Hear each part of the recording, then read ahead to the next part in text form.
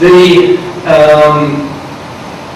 next thing was to look at developing translations, and what's going to happen is, originally it wasn't all going to be translated, but now we're looking for the examination papers at level 3 to be translated into Arabic and Malayalam, which will be available shortly. And at level 2, we're looking, in addition to Malayalam and Arabic, we're also looking at Hindi, Bengali as well. So, and if there's a demand, a significant demand in other languages, then we look at that. In addition, the PIC handbook is going to be translated by the municipality into Malayalam and Arabic. Continuing with the role is, we are responsible as awarding bodies for providing the examinations, marking the examinations, and issuing the certificates. In addition, we invigilate as well. So that is another big thing. This was a requirement through DAC, that the awarding bodies are responsible for completely independent invigilation. So we know that the people who sit the exams, if they pass the exams, is genuine, they pass the exams. I won't say more than that, but I do know in other areas where things are different. We also have to audit a percentage of the courses to make sure that the trainers are doing their job effectively. That is also a requirement imposed on the awarding bodies, quite rightly, by the municipality. And the municipality inspectors themselves will also be auditing the courses. We have to register all the persons in charge, and we have a major register. Probably at the moment, I don't know, maybe somewhere over 1,000 persons in charge have already been qualified, and the list has been started. Probably another 15,000 or so to go. We participate in the Trainers Forum to take feedback, because, as I've said all the time, it's important that all the stakeholders are continuously involved, the awarding bodies as well as the trainers and the food industry and the inspectors. We organise CPD events, that's continuing professional development. Now, what has happened is, Dubai Municipality said that all trainers have to continuously improve themselves, and therefore all of them have to sit 30 hours of CPD events. So actually coming here, this would qualify as a CPD event. Okay, so if you're here for 6 hours, then you've got 6 CPD hours. And this happens in quite a lot of professions. I don't know whether it happens with refrigeration engineers, but it happens with lawyers and accountants and quite a lot of consultants as well, where you have to attend regular seminars and training exercises to maintain your level of expertise and knowledge. And obviously the other thing that we are committed to is continuous improvement and updating. So, who is a PIC? So the person in charge in any food establishment is the person with overall responsibility for running that location during the entire time of the operation. So if you're operating for 16 hours, you're going to need at least 2 PICs. And that's just for, let's say, a kiosk with 3 people involved. You'll need 3 people in each shift, so you've got 6 in total. You need 2 PICs. If you're a large hotel and you've got, let's say, 10 restaurants, each running 16 hours, then each restaurant is going to need 2 PICs, so therefore you'll need 20 PICs. That's a rough idea. If you're unsure about how many PICs you need within your organisation and the level of the PIC, whether it's level 2 or level 3, you need to consult with your local inspector, who will go through the procedure with you. Yeah? So, and the PIC is going to have an active role in managing the food safety within the food establishment, so we've got to make sure we get the right person. For example, it's the chef, it's the supervisor, it's the food and beverage manager. It's not somebody just selected, right, oh, you're the bottle washer, you've got nothing better to do, go on and take the course. That will not happen and won't work. If it does, the system will work, the person wouldn't pass the exam, and the inspector wouldn't authorise that person to be a suitable person in charge.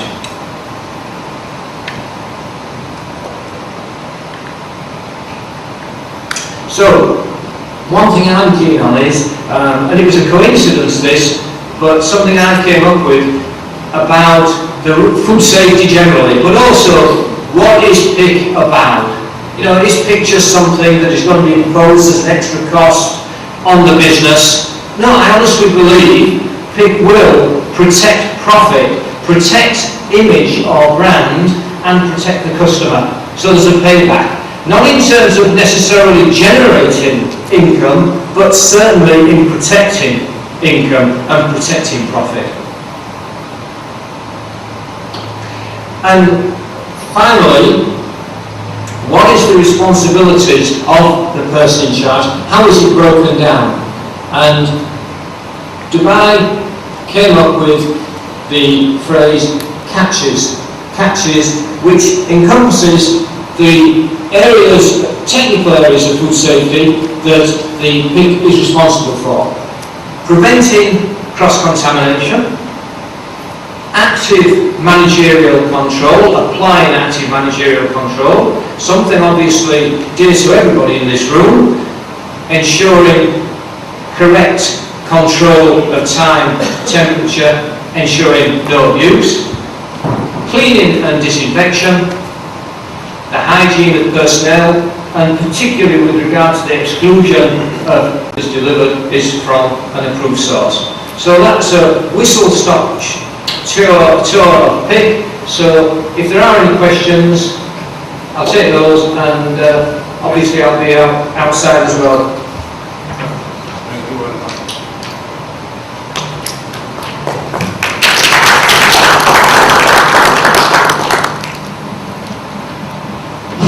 Hi, Richard.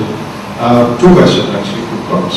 You mentioned in your discussion that suppose the PIC does an internal audit and he finds certain discrepancies.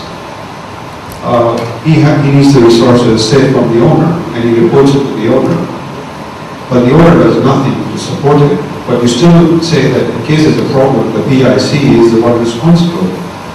Isn't that a contradiction in terms? No, what I've said was that the inspector in that situation would know where the responsibility lies. Because yes, the PIC is responsible, and he's responsible for pointing out the problems to the people with the purse strings. That's the only way it's going to work. Now, if he's got a record of his inspection, and he can prove that he's given that to the owner or his boss, and the boss has done nothing, then in my view, and Dubai Municipality may want to comment on that, in that case where the PIC has tried to secure the improvements and they haven't been forthcoming, then to me the responsibility would go to the owner of the business, not the person in charge.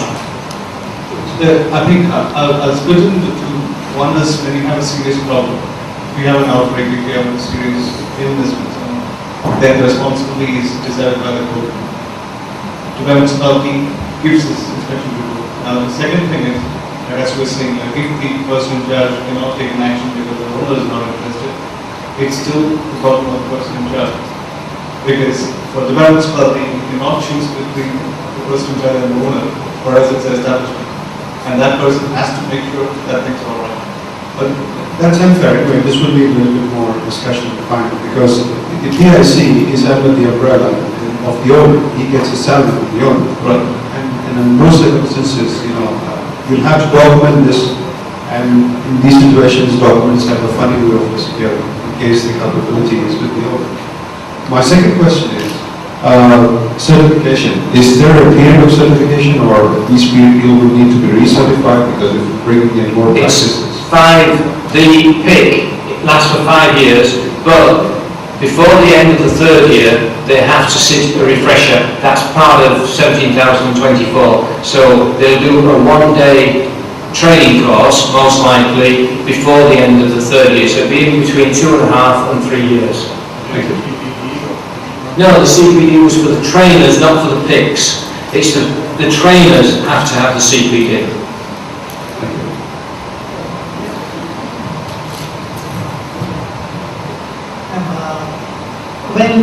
When this establishment receives a product in the long condition, let's take an example of a restaurant where the input material is actually spoiled or it's not, it has been contaminated previously before receipt, and the food is served in the restaurant, which means that without their knowledge, it's likely that the food has been received in a contaminated state and they're just processing or cooking and delivering it.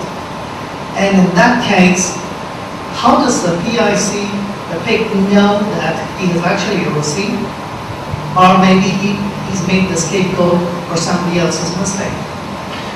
That very much depends on the type of contamination. You can have contamination which is obvious, and you can have contamination, let's say norovirus in a shellfish, which you wouldn't be able to spot. Now, you have to have a system in place. The PIC's responsibility is not to check personally himself, but he has to have a system in place. In some cases he might check, but generally he has a system in place to make sure the goods are checked and received satisfactorily. So if there's any visible evidence of deterioration or spoilage, the system should pick that up. In terms of contamination that's not visible, in that case it could be things like a can of meat with a foreign body in it, or, as I said, it could be shellfish, the norovirus, something like that.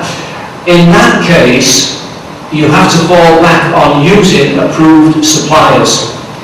And if you aren't using approved suppliers, if somebody just comes out of nowhere, they've got no record, just I've got some cheap food for you, and you just take that food in, then you're a little bit liable if that food's contaminated. So we're looking for approved suppliers, and there's ways that you can determine whether the supplier's approved, and also through DM. So normally, the responsibility in those situations can be determined as to whether it was received or whether it was contaminated within the premises, but at the end of the day, if that product is served to the customer, it's the restaurant or the retailer that is usually responsible. Yeah?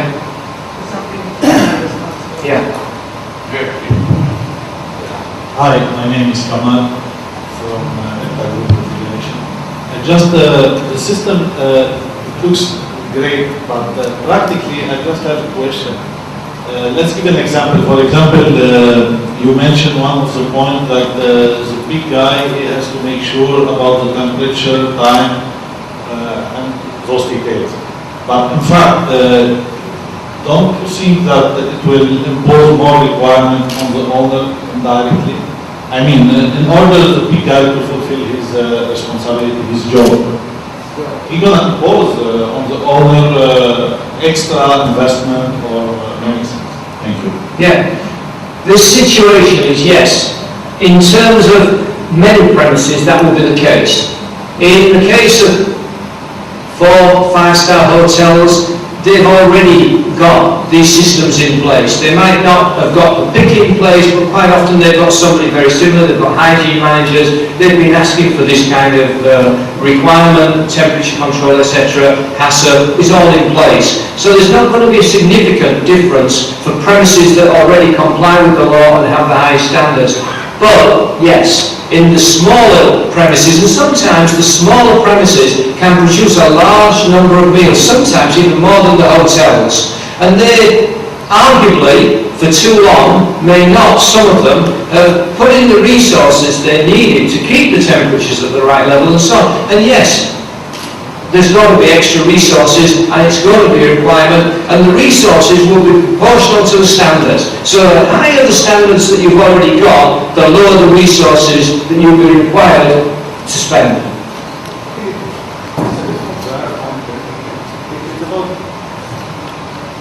It's about about meeting the requirement. So if you need a temperature control requirement to be met, you definitely need to spend resources. Now, when we said person in charge will be responsible